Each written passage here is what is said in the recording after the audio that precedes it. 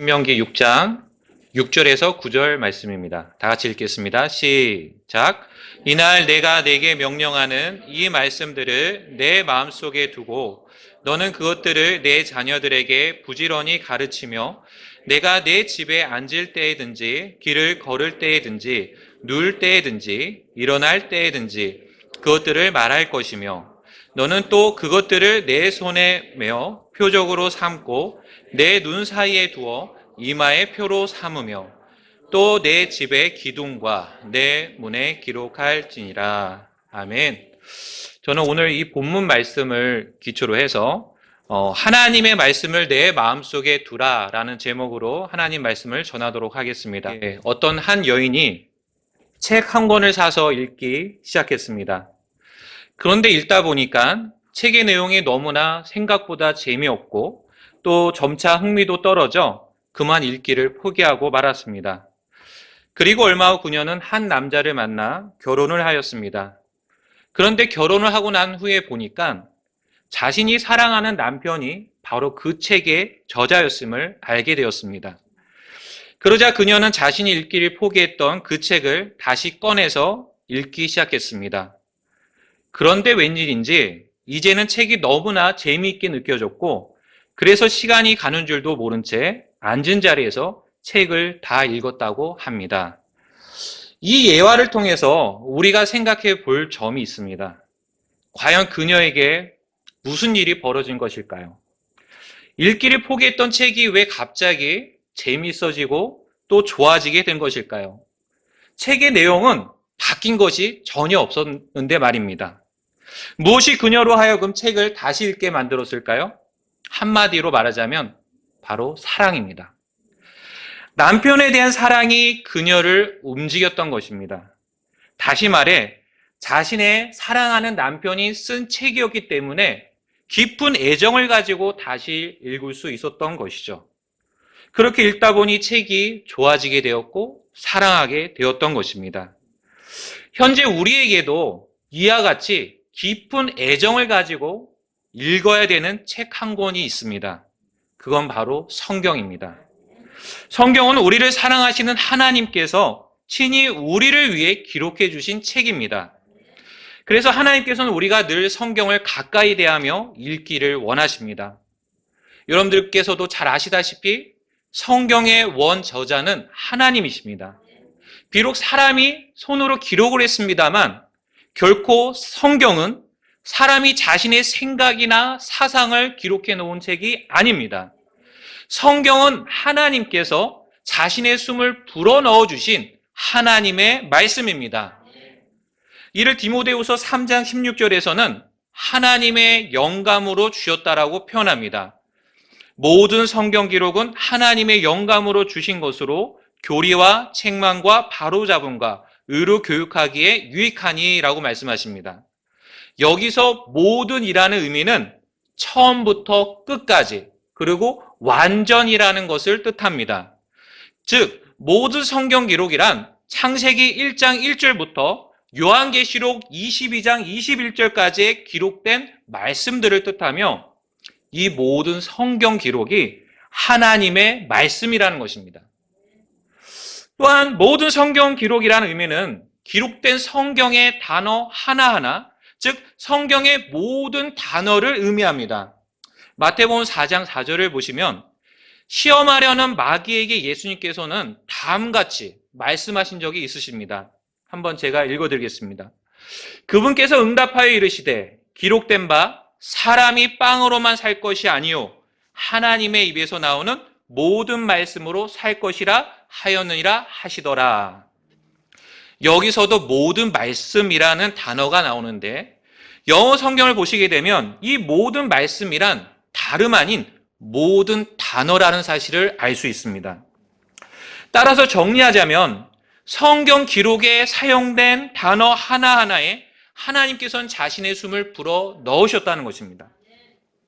그러므로 우리는 모든 성경 기록이 하나님의 참된 말씀임을 믿고 확신할 수 있습니다. 또한 우리는 다음 같은 약속의 말씀을 통해서 하나님의 말씀은 영원히 보존되는 사실을 믿을 수 있습니다. 시편 12편 6절 7절 말씀을 제가 읽어드리겠습니다. 주의 말씀들은 순수한 말씀들이니 흙 도가니에서 정제하여 7번 순수하게 만든 은 같도다. 오 주여, 주께서 그것들을 지키시며 주께서 그것들을 이 세대로부터 영원히 보존하시리이다.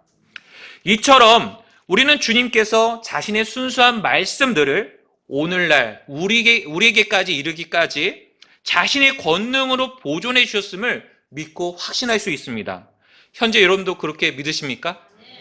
자, 그렇다면 이와 같이 우리 손에 들려진 하나님의 말씀을 현재 우리는 어떻게 대하고 있습니까? 지난 몇 차례에 걸쳐서 제가 여러분들에게 이런 질문을 드렸습니다. 여러분은 주님을 사랑하십니까? 이 질문을 계속 드렸는데 지금도 마찬가지로 여러분들에게 이런 질문을 드린다는 것이죠. 그렇다면 그렇게 사랑하는 주님께서 우리에게 주신 이 성경을 현재 어떻게 대하고 계십니까? 사랑하는 남편의 책을 손에 놓지 않고 끝까지 읽어내려갔던 그 여인처럼 우리도 날마다 성경을 읽고 또 성경을 대하고 계십니까? 아니면 딱 주일용으로만 이 성경을 대하고 있는 건 아니십니까?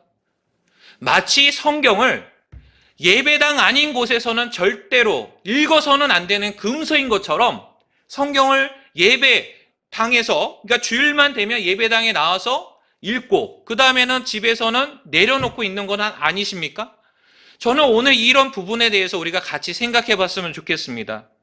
만약 그랬다면 우리는 주님에 대한 사랑이 식어진 건 아닌지 돌아보셔야 됩니다. 처음 주님을 인격적으로 만나고 또한 주님을 사랑했을 때 우리는 어땠습니까? 성경 말씀이 마치 꿀송이처럼 달아서 시간이 가는 줄도 모르고 읽고 또 읽지 않았습니까? 그런데 만약 현재 그러지 못하고 있다면 우리는 돌이키셔야 됩니다. 그래서 저는 2022년도 새해에는 주님을 더욱 사랑하고 또한 하나님의 말씀을 더 사랑하는 우리 모두가 되었으면 해서 이번 설교를 준비했습니다. 오늘 설교는 지난 2차례에 있었던 설교에 이어지는 내용이기 때문에 지난 설교들에 어떤 말씀들이 있는지 한번 잠시 복습해 보겠습니다. 첫 번째 설교 때 저는 우리가 주님을 사랑할 수밖에 없는 3가지 이유에 대해서 말씀을 드렸습니다. 어떤 이유들이 있었는지 혹시 기억이 나십니까? 첫째로 주님께서 우리를 창조하셨기 때문이라고 말씀을 드렸습니다. 그리고 둘째로 주님께서 우리를 죄의 속박으로부터 구속해 주셨기 때문이라고 말씀을 드렸습니다. 그리고 마지막 셋째로 주님께서 우리를 먼저 사랑해 주셨기 때문이라고 말씀을 드렸습니다. 그리고 나서 그 다음 설교 때 저는 우리는 어떻게 주님을 사랑해야 하는지에 대해서 말씀을 드렸습니다. 신명기 6장 5절 말씀을 본문으로 마음을 다하고 혼을 다하고 힘을 다하여 주님을 사랑해야 한다고 말씀을 드렸습니다. 그러면서 첫째 마음과 관련해서는 주님께서 새롭게 변화시켜 주신 이 마음으로, 우리의 모든 마음으로, 단일한 마음으로, 완전한 마음으로 주님을 사랑해야 한다고 말씀을 드렸습니다. 그리고 둘째 혼과 관련해서는 우리의 혼이 가진 정상적인 지성, 감정, 의지를 가지고 온전히 주님을 사랑해야 한다고 말씀을 드렸습니다. 그리고 마지막 힘과 관련해서는 그저 우리 육체적인 힘이 아니라 부지런히 주님께 믿음으로 나아갈 때 주님께서 우리에게 공급해 주시는 그 힘으로 주님을 사랑해야 한다고 말씀을 드렸습니다. 오늘 저는 이전 설교들에 이어서 우리가 이처럼 마음과 혼과 힘을 다해 주님을 사랑하려고 할 때 반드시 우리 마음속에 간직해야 되는 하나님의 말씀에 대해서 전하려고 합니다. 그래서 크게 3가지로 주님을 사랑하고자 하는 우리에게 있어 하나님의 말씀은 어떤 의미가 있는지 각각 살펴볼 것이고, 그리고 적용에 가서는 이 하나님의 말씀을 대하는 우리의 자세는 어떠해야 하는지 말씀을 드리도록 하겠습니다.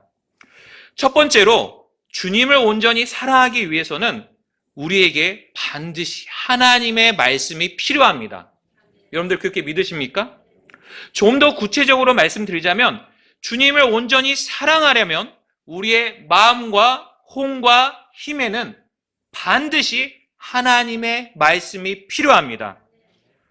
예, 이스라엘에는 이런 독특한 관습이 있다고 합니다. 아이가 겨우 사물을 보며 구분할 줄 아는 때가 되면 구약 성경을 꺼내서 그 표지에 꿀물을 발라놓고는 빨아먹게 한다고 합니다. 그러면서 아이에게 이렇게 가르칩니다. 이 꿀이 달듯이 하나님의 말씀은 너희 마음에 달고 인생에 있어 모든 지혜를 주신다. 그러므로 너는 죽을 때까지 이 말씀을 읽고 사랑해야 한다. 이처럼 이스라엘에서는 아이 때부터 하나님의 말씀이 인생에 있어 반드시 필요하다는 사실을 가르쳐주고 있습니다.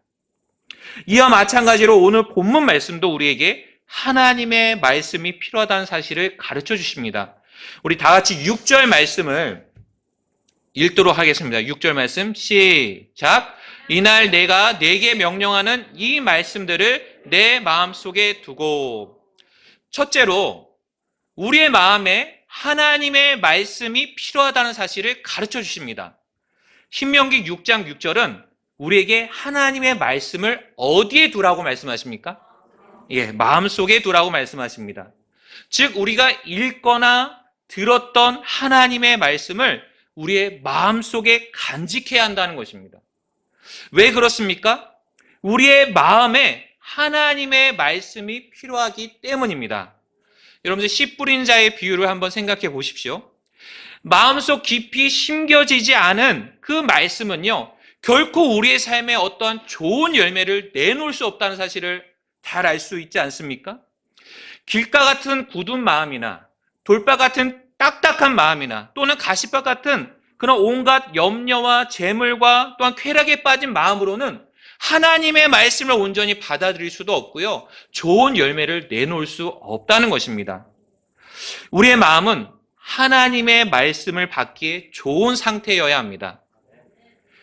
우리 모두가 하나님 말씀을 받기 위해서는 어떻게 해야 되냐면 자기 자신을 낮추고 겸손한 마음으로 그 말씀을 받아들여야 한다는 것이죠. 오전 말씀에도 우리가 들었지만 성령님께서 일하실 때 그 말씀을 우리의 마음에 받을 수가 있습니다. 아이같이 겸손히 자신을 낮추고 성령님을 의지하는 가운데 하나님의 말씀을 받아들여야 하고요, 그 다음으로는 그 말씀이 우리의 마음에서 빠져나가지 않도록 우리는 그 말씀을 우리 마음속 깊이 심겨지게 하고 새겨지게 해야 합니다. 그렇다고 했을 때 현재 우리의 마음 상태는 어떠한지, 또한 현재 우리의 마음속에 하나님의 말씀을 간직하고 있는지 여러분들 한번 돌아보시기 바랍니다. 둘째로 우리의 혼에 하나님의 말씀이 필요하다는 사실을 가르쳐 주십니다. 우리 다 같이 7절 말씀도 읽도록 하겠습니다. 시작. 너는 그것들을 내 자녀들에게 부지런히 가르치며 내가 내 집에 앉을 때든지 길을 걸을 때든지 누울 때든지 일어날 때든지 그것들을 말할 것이며. 어떻게 하라고 성경은 말씀하십니까? 앉거나 걷거나 눕거나 일어나거나, 즉 언제든지 하나님의 말씀을 부지런히 가르치고 말하라고 말씀하고 있습니다. 그런데 여기서 우리가 생각해 볼 점은 이처럼 하나님의 말씀을 부지런히 가르치고 말하기 위해서는 어떤 일이 먼저 있어야 되느냐는 것이죠. 그건 다름 아닌 다른 이들에게 전하기에 앞서서 자신이 먼저 이 하나님의 말씀을 깨닫고 또한 받아들이는 일이 있어야 한다는 것입니다. 그런데 이런 활동들은 다 우리 안에서 어디서 일어나느냐면 바로 우리의 혼 안에서 일어납니다. 우리의 혼이 가진 지성, 감정, 의지를 통해서 우리는 하나님의 말씀을 믿음으로 온전히 받아들일 수 있습니다. 그때 비로소 우리는 그 하나님의 말씀을 다른 혼들에게 부지런히 가르치고 말할 수 있다는 것이죠. 그런데 만약 우리가 하나님의 말씀을 알지도 못하고 깨닫지도 못했다면, 또 알고 깨닫기는 하지만 마음으로 또한 그 감정적으로 그것에 동의하지 못했다면, 또한 알고 깨닫고 감정적으로 동의는 했지만 그것을 자신의 말씀으로 받아들이지 않았다면 우리는 결코 부지런히 가르칠 수도 없고 말할 수 없을 것입니다. 자, 그렇다면 왜 우리는 하나님의 말씀을 다른 이들에게 부지런히 가르치고 말해야 할까요? 그 이유는 우리의 혼에 하나님의 말씀이 필요하듯이 그들의 혼에게도 하나님의 말씀이 필요하기 때문입니다. 그래서 우리 역시 하나님의 말씀을 이렇게 전해야 되는 그런 의무가 있다는 것이죠. 그래서 그들 역시 하나님의 말씀을 알고 이해할 수 있도록, 또한 감정적으로 동의하고 의지를 가지고 받아들일 수 있도록 우리는 하나님의 말씀을 부지런히 가르치고 말해야 합니다. 현재 우리는 하나님의 말씀을 우리의 자녀들에게 혹은 다른 사람들에게 부지런히 가르치고 말하고 있습니까? 한번 돌아보시기 바랍니다. 셋째로, 우리의 힘에 하나님의 말씀이 필요하다는 사실을 가르쳐 주십니다. 우리 다 같이 8절 말씀을 읽도록 하겠습니다. 시작. 너는 또 그것들을 내 손에 메어 표적으로 삼고 내 눈 사이에 두어 이마에 표로 삼으며. 어떻게 하라고 성경은 말씀하십니까? 하나님의 말씀을 손에 메고 눈 사이에 두라고 말씀하십니다. 그래서 이스라엘 사람들이 이 말씀에 따른다면서 만든 것이 있는데 바로 히브리 말로 테필린이라고 하는 가로 세로 3, 4cm 크기의 작은 가죽 상자입니다. 이 테필린 안에는 4개의 성경 구절을 기록한 양피지가 들어있는데, 제가 준비한 사진을 보시게 되면 이런 작은 상자를 의미합니다. 이 상자 안에 이런 하나님의 말씀을 기록해 놓은 양피지가 들어있습니다. 어떤 말씀이 있냐면요, 제가 참고로 말씀드리자면 출애굽기 13장 1절에서 10절 말씀, 그리고 출애굽기 13장 11절에서 16절 말씀, 그리고 신명기 6장 4절에서 9절 말씀, 신명기 11장 13절에서 21절 말씀이 들어있습니다. 이 테필린의 착용 방법은요, 하나는 머리에 또 하나는 팔에 묶어서 매는 것인데요, 지금 그림에서 보듯이 이렇게 머리에 그리고 팔에다가 묶는 것입니다. 그래서 머리의 테필린은 두 눈 사이에, 지금 머리에 대게 했지만 두 눈 사이에 위치하도록 부착을 하고요. 그 다음에 팔에 매는 테필린은 왼쪽 팔에서 그 위에서부터 끈으로 둘둘 말아가면서 나중에 그 끈의 한쪽 끝을 손으로 잡는 것입니다. 예를 들어서 이런 식으로 한다는 것이죠. 자, 이런 식으로 하면서 13세 이상의 모든 이스라엘 남자들은요, 안식일과 그런 절기를 제외하고는 하루 3차례의 기도 시간이 되면은 이 테필린을 반드시 착용한 채 성경을 암송해야 한다고 합니다. 우리 또 다 같이 9절 말씀도 읽겠습니다. 시작. 또 내 집의 기둥과 내 문에 기록할지니라. 또한 성경은 하나님의 말씀을 집의 기둥과 문에 기록하라고 말씀하십니다. 그래서 이스라엘 사람들은 이 말씀에 따라 이런 길쭉한 원통형 상자인 메주자라는 것을 만들었습니다. 이 메주자라는 단어의 원래 의미는 집의 문을 지지하는 기둥을 뜻하는 문설주라는 의미입니다. 그런데 이 원통형 상자 역시 메주자라고 불렸는데요. 그 이유가 집의 입구인 그런 문설주 오른편에 항상 걸어두었기 때문입니다. 이 메주자 안에는 역시 성경 구절이 적힌 양피지가 들어있는데, 이 양피지 한쪽 면에는 신명기 6장 4절에서 9절 말씀과 11장 13절에서 21절 말씀이 22절로 기록이 되어 있고, 다른 한쪽 면에는 전능하신 하나님이라고 뜻하는 샤다이라고 하는 단어가 기록되어 있다고 합니다. 그래서 이스라엘 사람들은 집을 출입할 때마다 이 손에 입술을 대고 또 이 메주자의 그 손을 댐으로써 그렇게 입맞춤을 하면서 하나님의 말씀에 경의를 표했다고 합니다. 그러면서 그들은 주께서 너의 나가고 들어오는 것을 지금부터 영원토록 보존하시리로다 라고 하는 시편 21편 8절 말씀을 암송한다고 합니다. 자, 그렇다면 우리는 이런 질문이 들 수 있습니다. 오늘날 구원받은 그리스도인들도 이 말씀에 따라 이스라엘 사람들처럼 테필린이나 메주자 같은 것을 만들어서 부착을 해야 될까요? 아닙니다. 결코 그렇지 않습니다. 그것은 이스라엘 사람들만의 종교적인 관습이자 또한 율법적인 의무이지 우리 믿는 그리스도인과는 상관이 없는 것입니다.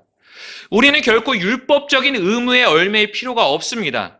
왜냐하면 우리 주 예수 그리스도께서 모든 율법의 완성이 되셨기 때문입니다. 다만 우리는 이들을 통해서 뭘 배울 수가 있냐면 하나님의 말씀을 늘 가까이 하고자 했던, 그렇게 힘을 다했던 그들의 열심을 배울 수 있습니다. 주님께서는 우리도 마찬가지로 하나님의 말씀에 힘을 다하기를 원하십니다. 그러기 위해서는 먼저 우리의 삶의 모든 영역 속에서 하나님의 말씀의 권위를 인정하고 따르는 일이 필요합니다. 우리의 손은 참으로 많은 일들을 하고 있지 않습니까? 그런 의미에서 하나님의 말씀을 손에 매라는 이런 말씀은 우리의 삶에 있어 모든 활동 영역 가운데서 하나님의 말씀의 권위를 인정하고 따르라는 의미입니다. 다시 말씀드려서 하나님의 말씀을 기준으로 삼아 행동하라는 말씀입니다. 또한 사람이 생각하고 판단할 수 있게 하는 이 사람의 뇌는 어디에 있습니까? 사람의 머리 내부에 있지 않습니까? 근데 더 구체적으로 말씀드리자면 사람의 생각과 또 판단과 또 그 사람의 활동, 그 몸의 움직임을 총괄하고 있는 그 뇌의 전두엽은요, 바로 사람의 그 두 눈 사이 이마의 위치에 있다는 것입니다. 그런 의미에서 하나님의 말씀을 눈 사이에 두라고 하는 말씀은요, 우리가 생각하고 판단하는 모든 영역 안에서 하나님의 말씀의 권위를 인정하고 따르라는 말씀입니다. 다시 말씀드려서 하나님의 말씀을 기준 삼아서 생각하고 판단하라는 말씀이죠. 또한 하나님의 말씀을 집의 기둥과 문에 기록하라는 말씀은 우리의 매일매일의 삶 가운데서 우리가 집 안에서나 집 밖에서나 늘 하나님의 말씀을 기억하고 그 말씀을 기준 삼아 생활하라는 말씀입니다. 이처럼 우리가 이 땅을 살아가는 데 있어 행동하고 또한 생각하고 생활하는 힘에 있어서 하나님의 말씀은 반드시 필요합니다. 현재 우리는 이 하나님의 말씀에 우리의 힘을 쏟고 있습니까? 하나님의 말씀을 더 알고자, 더 이해하고자, 더 순종하고자 힘을 쏟고 계십니까? 또한 우리는 우리의 삶 가운데 이 하나님의 말씀을 기준 삼아 그 말씀대로 살아가고자 하십니까? 한번 돌아보시기 바랍니다. 이처럼 주님을 온전히 사랑하기 위해서는 우리의 마음에도 또 우리의 혼에도 우리의 힘에도 하나님의 말씀이 반드시 필요합니다. 그렇다면 이처럼 하나님의 말씀을 우리의 마음속에 간직하고 또 하나님의 말씀을 다른 혼들에게 부지런히 전하고 말하기 위해서 또 하나님의 말씀을 힘을 쏟아야 되는 그런 까닭은 어디에 있을까요? 왜 우리에게 하나님의 말씀이 필요할까요? 그 이유는 우리의 마음과 혼과 힘은 오직 하나님의 말씀을 통해 변화될 수 있기 때문입니다. 그래서 두 번째로 드리고 싶은 말씀은 우리의 마음과 혼과 힘은 오직 하나님의 말씀을 통해 온전히 변화된다는 사실입니다. 첫째로 마음에 대해 생각해 보겠습니다. 오직 하나님의 말씀을 통해 우리의 마음은 온전히 변화될 수 있는데요. 사실 우리 주변을 살펴보면 우리의 마음에 좋은 영향도 끼치고 또한 긍정적인 결과를 가져다 줄 수 있는 그런 많은 매체들이 있습니다. 예를 들어 어떤 유명 강사의 가슴을 울리는 강연이나 아니면 또한 눈물을 쏟게 만드는 그런 영상 등이 그렇습니다. 그리고 동기부여를 일으킬 만한 어떤 좋은 글이나 이야기도 마찬가지로 우리 마음에 깊은 감동도 주고 또 우리 마음에 깊은 또한 도전을 주기도 합니다. 그러나 아무리 큰 감동도 주고 큰 도전을 준다 하더라도 이 세상의 그 어떠한 것도 우리의 마음을 온전히 변화시킬 수 없습니다. 왜냐하면 그런 것들은 우리 마음속에 있는 근본적인 죄의 문제를 결코 해결할 수 없기 때문입니다. 그러나 하나님의 말씀은 다릅니다. 히브리서 4장 12절은 하나님의 말씀이 어떤 말씀인지를 우리에게 가르쳐 주시는데요. 하나님의 말씀은 살아있고 권능이 있으며 양날 달린 어떤 곰보다도 예리하여 혼과 영과 및 관절과 골수를 찔러 둘로 나누기까지 하고 또 마음의 생각과 의도를 분별하는 분이시니 라고 말씀하십니다. 이처럼 하나님의 말씀은 죽은 말씀이 아니라 살아있는 말씀입니다. 또 권능이 있는 말씀입니다. 그렇기 때문에 이 하나님의 말씀은 우리의 혼과 영에 직접적인 영향을 미칠 수 있으며 온전한 변화를 가져다 줄 수 있습니다.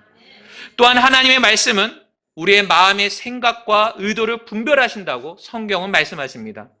즉 우리의 마음의 상태나 형편이 어떠한지를 그 누구보다도 잘 아신다는 것이죠. 그렇기 때문에 하나님의 말씀은 우리의 마음의 근본적인 죄의 문제를 다루실 수가 있고 해결하실 수가 있습니다. 예레미야 17장 19절 말씀은 우리의 마음의 실제가 어떠한지를 폭로하시는데요. 이렇게 말씀하십니다. 마음은 모든 것보다 거짓되고 극도로 사악하니 누가 그것을 알 수 있으리요. 사람의 마음을 그 누가 정확히 알 수 있겠습니까? 그러나 하나님의 말씀은 정확히 아십니다. 이 거짓되고 극도로 사악한 사람의 마음을 온전히 변화시킬 수 있는 것은 오직 하나님의 말씀입니다. 어떻게요? 먼저는 우리가 영원히 멸망당할 수밖에 없는 끔찍한 죄인임을 깨닫게 해주십니다. 그리고 예수 그리스도께서 그런 우리를 죄로부터 구원해 주시는 유일한 분이심을 우리에게 보여주십니다. 그리고 그분만을 온전히 믿고 신뢰하도록 우리를 이끌어 주시고 믿음을 주신다는 것이죠. 로마서 10장 17절 말씀입니다. 그런즉 이와 같이 믿음은 들음에서 의해 오며 들음은 하나님의 말씀에 의해 오느니라. 여기 계시는 많은 분들이 스펄전 목사님의 회심 사건을 잘 아실 것입니다. 과거 구원받기 전에 젊은 스펄전의 마음을 변화시켰던 것은 어떤 뛰어난 설교자의 설교가 아니었습니다. 바로 하나님의 말씀이었습니다. 이사야서 45장 22절 말씀이었습니다. 제가 읽어드리겠습니다. 땅의 모든 끝이여 나를 바라보라. 그리하여 너희는 구원을 받을지어다. 나는 하나님이요 나 외에는 다른 이가 없느니라. 훗날 스펄전 목사님은 그때의 순간을 이렇게 회상을 했습니다. 그 설교자는 그다지 많은 것을 전하지 않았습니다. 그러나 내가 하나님께 감사드리는 것은 그로 하여금 계속 그 말씀을 되풀이하게 하신 것입니다. 적어도 나에게는 그 말씀 이외에 필요한 것은 아무것도 없었습니다. 현재 우리의 마음에도 하나님의 말씀이 필요합니다. 아직 구원받지 못한 자들뿐만 아니라 구원받은 모든 그리스도인의 마음에도 하나님의 말씀은 여전히 필요합니다. 여러분들 그 사실을 믿으시죠? 왜 그렇습니까? 오직 하나님의 말씀이 우리의 마음을 온전히 변화시킬 수 있기 때문입니다. 우리가 항상 이 마음이 순전하고 깨끗한 상태로 주님을 섬기고 따르면 얼마나 좋겠습니까? 그런데 그렇지 못할 때가 많지 않겠습니까? 그럴 때마다 우리의 마음에 강한 찔림도 주시고 또 때로는 격려와 위로도 주시며 우리의 마음을 새롭게 변화시켜 주시는 건 하나님의 말씀입니다. 두 번째로 혼에 대해서 생각해 보겠습니다. 오직 하나님의 말씀을 통해 우리의 혼은 온전히 변화될 수 있습니다. 이 세상이 그 어떠한 것도 우리의 혼을 온전히 변화시킬 수 없습니다. 아무리 겉모습을 아름답게 치장하고 꾸민다 할지라도 우리의 혼에게는 아무런 영향을 주지 못합니다. 또한 이 세상의 성공이나 명예도 또한 사람들의 칭찬도 우리의 혼을 더 나은 상태로 만들 수 없습니다. 만약 이대로 우리의 혼이 끝까지 온전히 변화되지 않는다면 우리는 결국 죄에 대한 심판의 결과로 우리의 혼이 가야 될 곳은 영원한 불호수입니다. 그러나 오직 하나님 말씀만이 우리의 혼을 온전히 변화시킬 수 있으며 죄로부터 구원하실 수 있습니다. 그래서 야고보서 1장 21절은 우리에게 다음같이 말씀하십니다. 그러므로 모든 더러움과 넘치는 악을 내버리고 접붙여진 말씀 곧 능히 너희 혼을 구원할 수 있는 말씀을 온유함으로 받으라. 능히 너희 혼을 구원할 수 있는 말씀이라고 하십니다. 하나님의 말씀은 우리의 혼을 능히 구원하실 수 있습니다. 또한 하나님 말씀은 살아있고 영원히 거하는 말씀이라고 베드로전서 1장 23절은 말씀하십니다. 우리 다 같이 찾아서 읽어보도록 하겠습니다. 베드로 전서 1장 23절 말씀입니다. 베드로전서 1장 23절 같이 한번 한 목소리로 읽겠습니다. 너희가 다시 태어난 것은 썩을 씨에서 난 것이 아니요 썩지 아니할 씨에서 난 것이니 살아있고 영원히 거하는 하나님의 말씀으로 된 것이니라. 이처럼 하나님의 말씀은 살아있고 영원히 거하시며 또한 우리를 다시 태어나게 만드시는 말씀입니다. 그런데 그렇다면 구체적으로 우리를 다시 태어나게 만들고 우리를 구원하시는 말씀은 어떤 말씀일까요? 베드로전서 1장 25절 말씀을 다 같이 읽겠습니다. 시작. 오직 주의 말씀은 영원토록 지속되나니 복음으로 너희에게 선포된 말씀이 이 말씀이니라. 복음으로 우리에게 선포된 말씀이라고 하십니다. 복음은 무엇입니까? 복음은 고린도전서 15장 3절에서 4절의 말씀처럼 성경 기록대로 예수 그리스도께서 우리의 죄들로 인하여 죽으시고 묻히셨다가 성경 기록대로 셋째 날에 다시 살아나신 이 복된 소식이 바로 복음입니다. 바로 이 복음을 통해서 우리의 혼은 구원받을 수 있는 것입니다. 그래서 로마서 1장 16절은 복음은 믿는 모든 자를 구원에 이르게 하는 하나님의 권능이라고 말씀하십니다. 다시 말씀드려서 예수 그리스도의 죽으심과 부활하심이 바로 자신을 위한 것임을 믿고 받아들일 때 우리의 혼은 구원받을 수 있다는 것입니다. 그럴 때 우리의 혼은 이전과 다른 변화된 삶을 살 수가 있습니다. 죄인의 신분이 아니라 하나님의 아들의 신분으로 살 수가 있습니다. 그리고 더 이상 육신에 얽매이거나 또한 죄의 종노릇하며 살 필요가 없어지게 되었습니다. 그리고 이 세상을 살아갈 때 우리 안에 내주하시는 성령을 따라 기쁨과 또한 확신 가운데 살아갈 수 있게 됩니다. 현재 여러분들도 이 구원의 복음을 믿고 받아들이셨습니까? 그래서 구원받은 혼으로서 이전과 다른 삶을 살고 계십니까? 그러나 만약 아직 구원받지 못한 분이 계신다면 더 늦기 전에 이 구원의 복음, 우리를 다시 태어나게 하시는 이 복음을 믿고 받아들이시기 바랍니다. 더 늦기 전에 예수 그리스도를 여러분의 유일한 구원자와 주님으로 믿으시길 바랍니다. 셋째로 힘에 대해 생각해 보겠습니다. 오직 하나님의 말씀을 통해 우리의 힘은 온전히 변화될 수 있습니다. 이 세상의 그 어떠한 것도 우리의 힘을 온전히 변화시킬 수 없습니다. 이 세상의 많은 사람들은 자신이 가진 부와 권력이 마치 자신을 지킬 수 있고 또 자신을 보호할 수 있는 강력한 힘인 것처럼 여기며 살아갑니다. 또 어떤 이들은 자신의 뛰어난 재능이나 외모를 마치 자신의 유일한 힘인 것처럼 여기며 살아갑니다. 또 어떤 이들은 자신의 많은 지식이나 학식을 마치 대단한 힘인 것처럼 여기며 살아갑니다. 그러나 우리를 포함해 이 땅의 모든 사람들은 전적으로 죄에 대해서 무력한 존재임을 알아야 합니다. 죄 앞에서 힘없이 쓰러질 수밖에 없고 패배할 수밖에 없는 존재라는 것이죠. 아무리 많은 부와 권력을 가졌다 하더라도 또 아무리 뛰어난 재능과 또한 외모를 지녔다 하더라도 죄를 이기는 데는 전혀 도움이 되지 못합니다. 또한 아무리 많은 지식을 가졌다 한들 죄로부터 승리할 수 있겠습니까? 이 땅의 모든 사람들은 철저히 죄에 대해서 실패했고 또한 패배한 자들입니다. 그래서 성경은 로마서 3장 23절에서 우리에게 다음과 같이 말씀하십니다. 모든 사람이 죄를 지어 하나님의 영광에 이르지 못하더니 우리 모두는 죄인이고 하나님을 기쁘시게 해드릴 만한 힘이 우리에게 전혀 없었습니다. 아무리 스스로 노력하고 힘을 써도 할 수 없는 일이라는 것이죠. 이처럼 우리가 아직 힘이 없을 때에 예수 그리스도께서는 경건치 않은 우리를 대신해서 십자가에서 죽으셨습니다. 로마서 5장 6절 말씀인데요. 읽어드리겠습니다. 우리가 아직 힘이 없을 때에 그리스도께서 정하신 때가 되어 경건치 아니한 자들을 위해 죽으셨느니라. 이런 놀라운 하나님의 말씀을 믿음으로 받아들이고 예수 그리스도를 구주로 받아들인다면 우리가 가진 이 힘의 양상은 달라지게 됩니다. 예전엔 무작정 죄에 굴복하고 죄에 끌려 다녔다면 이제는 죄를 이기고 승리하는 삶이 가능하게 되었다는 것이죠. 무엇이 이런 변화를 가져다 줍니까? 바로 하나님의 말씀입니다. 오직 하나님의 말씀만이 우리의 힘을 온전히 변화시킬 수 있습니다. 죄인으로 살 때는 불가능했던 이런 일들이 하나님의 말씀을 통해 구원받고 난 이후로 가능하게 된다는 것이죠.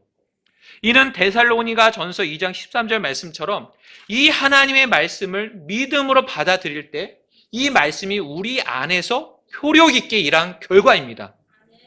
데살로니가전서 2장 13절 말씀을 제가 읽어드리겠습니다.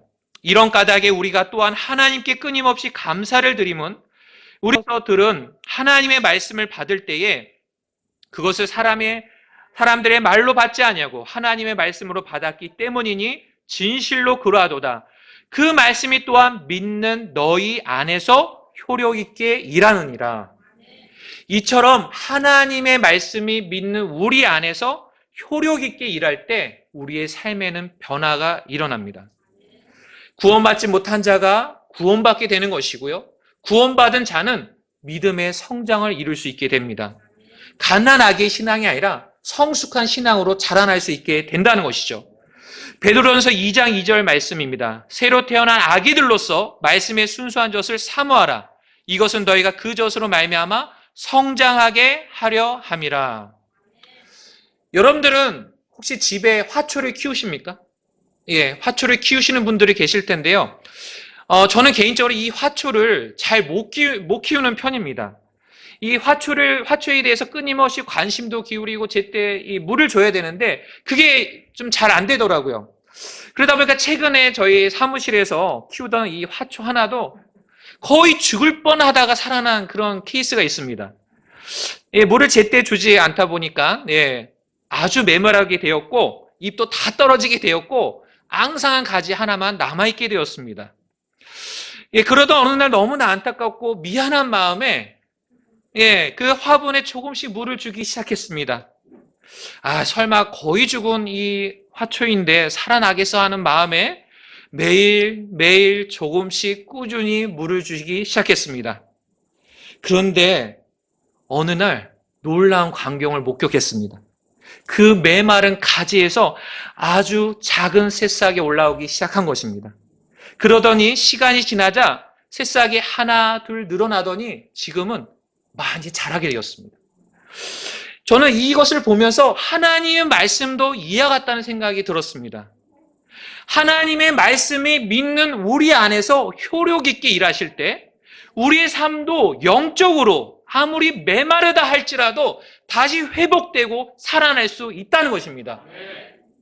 현재 혹시 여전히 죄 가운데 또한 죄에 굴복하며 죄가 이끄는 대로 살아가고 계십니까?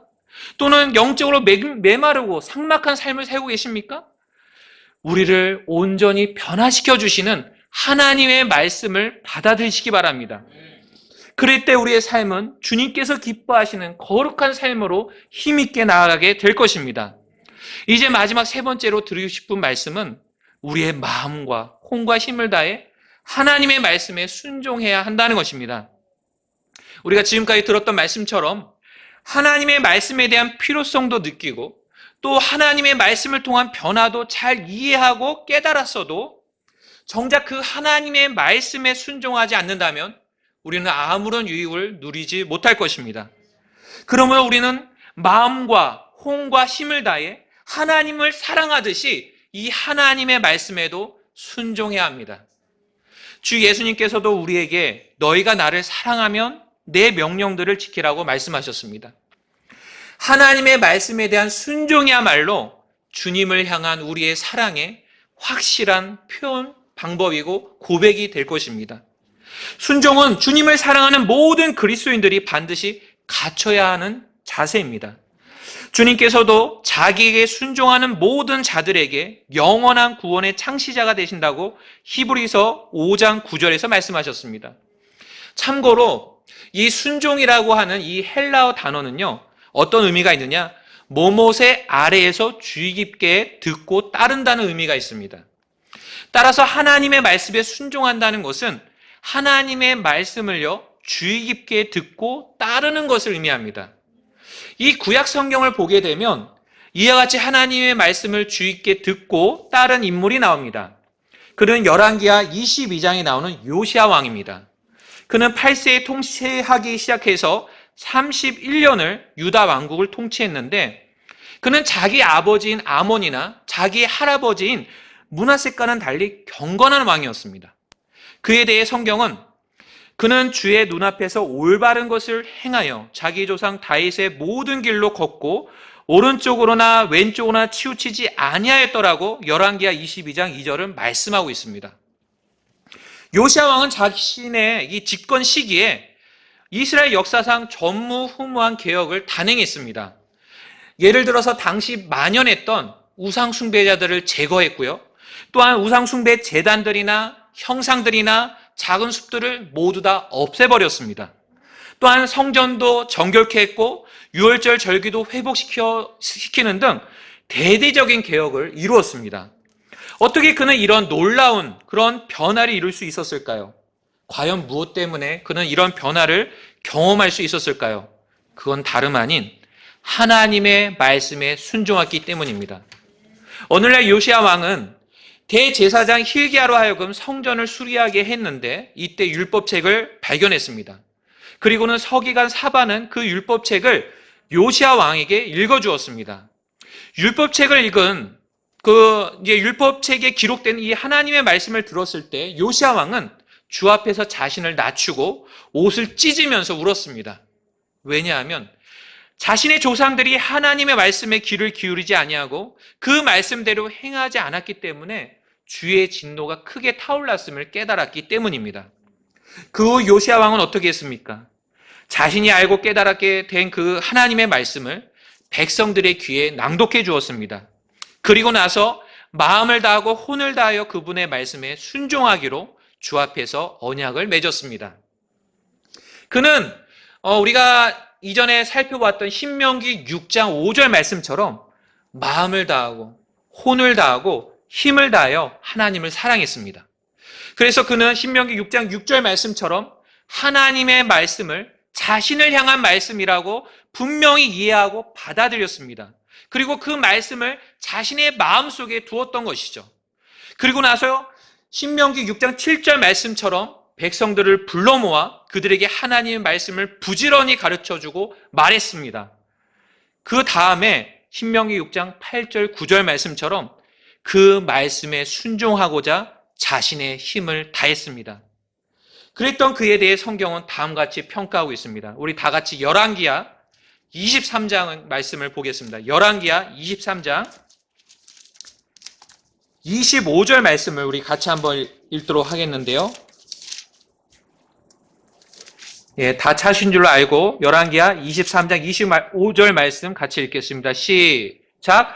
그와 같이 모세의 모든 율법대로 자기의 마음을 다하고 혼을 다하고 힘을 다하여 주께로 돌아선 왕은 그 이전에도 없었고 그 이후에도 그와 같은 자가 일어나지 아니할더라. 아멘.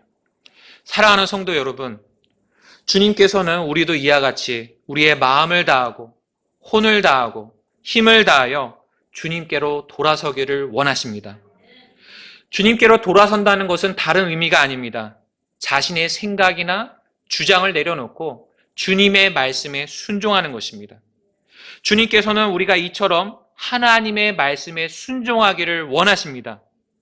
현재 우리의 모습은 어떻습니까? 우리 역시 마음을 다하고 혼을 다하고 힘을 다하여 하나님의 말씀에 순종하고 있습니까? 한번 돌아보시기 바랍니다. 이제 저는 하나님의 말씀을 대하는 우리의 자세는 어떠해야 하는지 세 가지 권면을 드리면서 오늘 설교를 마치겠습니다. 첫 번째로, 하나님의 말씀을 더욱 가까이 하십시오. 우리는 어떻게 하나님의 말씀을 가까이 할 수 있을까요? 먼저는 하나님의 말씀이 선포되는 이 경배 자리를 소중히 여기시기를 바랍니다. 매 경배 시간이 우리에게 소중한 까닭은 이 주님께서는 이 경배를 통해서 자신의 사랑하는 교회에게 말씀을 주시기 때문입니다. 따라서 교회의 지체가 되었다면 정규적인 경배 시간에 맞춰 다른 지체들과 함께 경배 드리는 일에 힘을 써야 합니다. 물론 직장일이나 가정일이나 건강상의 이유 등으로 몸으로 함께하지 못할 때가 있습니다. 더군다나 요즘 같은 이 코로나 시기에 여러 가지로 어려운 상황들이 있을 수 있겠죠. 그러나 그럴 때라도 우리는 경배를 소홀히 여기거나 하나님의 말씀에서 멀어질 것이 아니라 오히려 주님께 도움을 구하면서 더욱 경배의 자리로 나와야 됩니다. 또한 개인적으로는 꾸준히 성경을 읽어 나가시기를 바랍니다. 하루를 시작할 때 그날 주님께서 나에게 주시는 말씀이 무엇인지 부지런히 성경을 읽고 탐구하시기 바랍니다. 가끔 저의 큰아들 은찬이를 통해서 제 자신의 부족한 점을 많이 깨달을 때가 있습니다. 이 작년 중학교에 입학하고 난 이후로 이제 은찬이가 학교에 가는 날이면 어김없이 매일 아침에 두 가지 질문을 저와 제 아내에게 던지면서 하루를 시작합니다. 첫 번째 질문은 오늘의 급식은 뭐예요? 입니다. 두 번째 질문은 오늘의 시간표는 뭐예요? 입니다. 이 두 가지 질문을 아침에 눈만 뜨면 물어보는 것입니다. 그 바쁜 아침 시간에 그 질문에 답해주기 위해 학교 사이트에 들어가서 식단표도 확인하고 시간표도 확인해야 되는 그런 여간 귀찮은 일이 아니라는 것이죠. 그러던 어느 날 가만히 생각해 보니까 제 자신은 주님 앞에서 그렇게 하루를 시작하지 않고 있다는 사실을 깨닫고는 주님 앞에 회개한 적이 있습니다. 주님, 오늘 제게 주실 영의 양식은 무엇입니까? 오늘 어떤 말씀을 제게 주시고자 하십니까? 또 오늘 저를 향하신 주님의 시간표는 무엇이며 또 제가 어떻게 살기를 원하십니까? 이것이 우리가 매일 아침 성경을 읽으며 주님께 여쭤봐야 될 질문이지 않습니까? 현재 여러분은 어떻게 하루를 시작하고 계십니까? 또 하나 드리고 싶은 말씀이 있습니다. 바로 성경 암송입니다. 하나님의 말씀을 계속해서 암송하시기 바랍니다. 암송한 하나님의 말씀은 언제라도 곱씹으며 묵상할 수도 있고 또 필요할 때면 생각이 나면서 우리에게 힘도 주고 위로도 주고 기쁨과 평안도 주십니다. 이처럼 주님께서는 우리가 하나님의 말씀을 가까이 대하시기를 원합니다. 두 번째로 하나님의 말씀을 부지런히 전하십시오. 우리가 먼저 믿고 받아들인 하나님의 말씀을 우리 주변의 사람들에게 부지런히 전해야 합니다. 가깝게는 우리의 자녀들이나 우리의 가족들에게 하나님의 말씀을 계속해서 전하십시오. 지금은 당장 거절하고 거부할지도 모릅니다. 그러나 그들도 언젠가는 하나님의 은혜를 깨닫게 될 날이 오게 될 것입니다. 그리고 하나님께로 돌이키게 될 것입니다. 그날을 바라보며 포기하지 말고 부지런히 하나님의 말씀을 전하시기 바랍니다. 그리고 또한 우리는 우리 주변에 믿지 않는 사람들에게 하나님의 말씀을 전해야 합니다. 그들에게는 무엇보다도 그들의 혼을 구원할 수 있는 말씀, 즉 복음을 전해야 합니다. 때를 얻든지 못 얻든지 우리는 부지런히 복음을 전하고 예수 그리스도를 전해야 합니다. 그리고 또 한 가지, 교회 안에서 우리가 지체들과 어떤 교제할 기회가 있다고 한다면 우리의 삶 속에서 믿고 경험했던 그 하나님의 말씀을 서로 더 많이 나누시길 바랍니다. 그럴 때 우리의 교제는 영적으로 세워질 것이고 풍성해질 것이고 우리 모두에게 유익이 될 것입니다. 이처럼 주님께서는 우리가 하나님의 말씀을 우리 주변의 다른 사람들에게 부지런히 전하고 말하기를 원하십니다. 마지막 세 번째로 하나님의 말씀을 믿음으로 순종하십시오. 시편 138편 2절을 보시면 주님께서 주의 말씀을 주의 모든 이름 위로 크게 하셨다는 말씀이 있습니다. 이처럼 주님께서는 자신의 말씀을 크게 하시고 높이시는 분이십니다. 또한 주님께서는 우리 역시 그 말씀의 권위 아래서 스스로 낮추면서 말씀을 크게 높이기를 원하십니다. 그렇다면 우리가 하나님의 말씀을 크게 높이는 최고의 방법은 무엇일까요? 바로 순종입니다. 순종을 통해 우리는 하나님의 말씀을 크게 높일 수 있습니다. 왜냐하면 순종은 하나님의 말씀의 권위를 전적으로 인정하고 존중하는 동시에 우리 자신을 낮추는 태도이기 때문입니다. 사실 모든 그리스도인들의 마음 안에는 우리가 영원히 사랑하고 또 순종해야 될 하나님의 말씀이 계십니다. 그 말씀은 바로 예수 그리스도이십니다.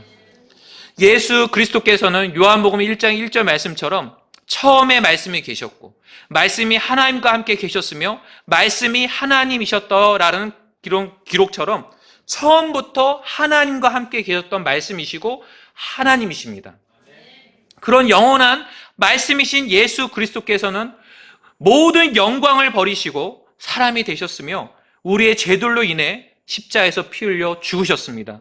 그리고 죽은 지 3일 만에 부활하셔서 승천하셨고 지금은 하늘에서 우리를 위해 변호하시고 중보하고 계십니다. 또한 예수 그리스도께서는 현재 성령님을 통해 우리 안에 내주해 계십니다.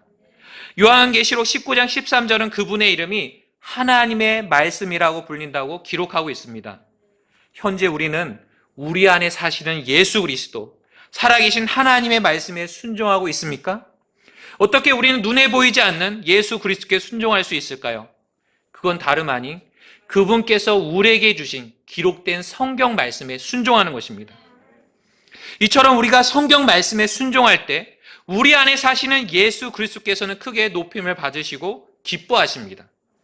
따라서 우리는 늘 성경을 통해 주님의 뜻을 발견하고 하나님께서 우리에게 말씀하시는 바를 믿음으로 순종해야 합니다. 이처럼 주님께서는 우리가 하나님의 말씀을 믿음으로 순종하기를 원하십니다.